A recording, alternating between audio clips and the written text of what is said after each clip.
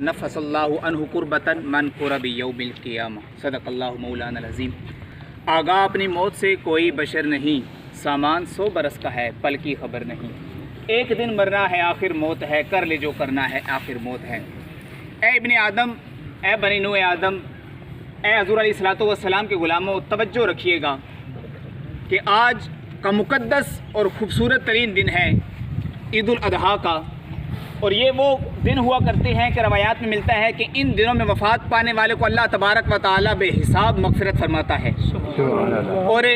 یقیناً انسان کی کچھ نیکیاں ہوتی ہیں جو اس کو ایسے جگہ پر کام آتی ہیں جدھر اس کا گمان بھی نہیں ہوتا۔ اور یاد رکھیے کہ 40 دن بھی اگر بیمار رہے انسان، میرے آقا علیہ الصلوۃ والسلام نے فرمایا شہادت کی موت اس کو نصیب ہوتی ہے۔ لیکن توجہ دلاؤں گا صرف 2 اور 3 منٹ کے اندر، کہنا یہ چاہ رہا ہوں، حضور علیہ الصلوۃ والسلام نے فرمایا جس مسلمان بھائی نے اپنے مسلمان بھائی کی پریشانی کو دور کیا، قربتاً من قرب یوم القیامہ، اللہ تبارک و تعالی بروز قیامت اس مسلمان کی پریشانی کو دور فرمائے گا۔ دنیا میں کر رہے ہیں، بروز قیامت دور فرمائے گا۔ اور فرمایا جس نے اپنے مسلمان بھائی کے لیے آسانی پیدا کی، اللہ تبارک و تعالیٰ قیامت والے دن اس کے لیے آسانی پیدا فرمائے گا۔ یہ یاد رکھیے، دنیا میں تو بہت سے مقامات ہوتے ہیں اور بہت سے لوگ مل جاتے ہیں، ایک نہیں تو دوسرا صحیح، لیکن بروز قیامت دوسرا نہیں ہوگا، ایک ہی ہوگا۔ لیکن رب کائنات کے پیارے حبیب علیہ الصلوۃ والسلام نے کتنی پیاری بات کی، فرمایا جس مسلمان بھائی نے ستر مسلمن، اپنے مسلمان بھائی کے عیب کو چھپایا،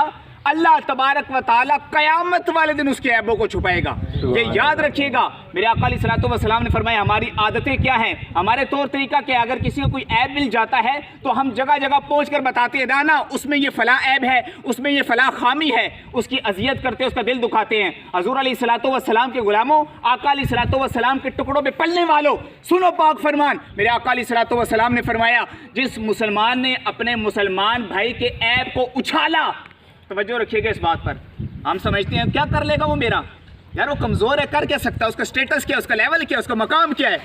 اس کے پاس دولت کتنی ہے، اس کا بیک اپ کیا ہے، وہ کچھ نہیں کر سکتا۔ لیکن حضور علیہ الصلوۃ والسلام نے فرمایا جس مسلمان بھائی نے اپنے مسلمان بھائی کے عیب کو اچھالا، اس کے عیب سے پردہ ہٹایا، پاک نبی کا پاک فرمان، اللہ تبارک و تعالیٰ تب تک اس کو موت نہیں عطا فرمائے گا جب تک اسے دنیا میں ذلیل و رسوا نہ فرما دے۔ آپ ایک انسان کا مقابلہ کر رہے ہیں لیکن بدلے میں رب آ رہا ہے، کیوں؟ اس لیے کہ وہ مظلوم تھا نا، وہ کچھ کر نہیں سکتا تھا۔ اور دوسری بات یہ یاد رکھیے گا، غسل دینا، کفن پہنانا،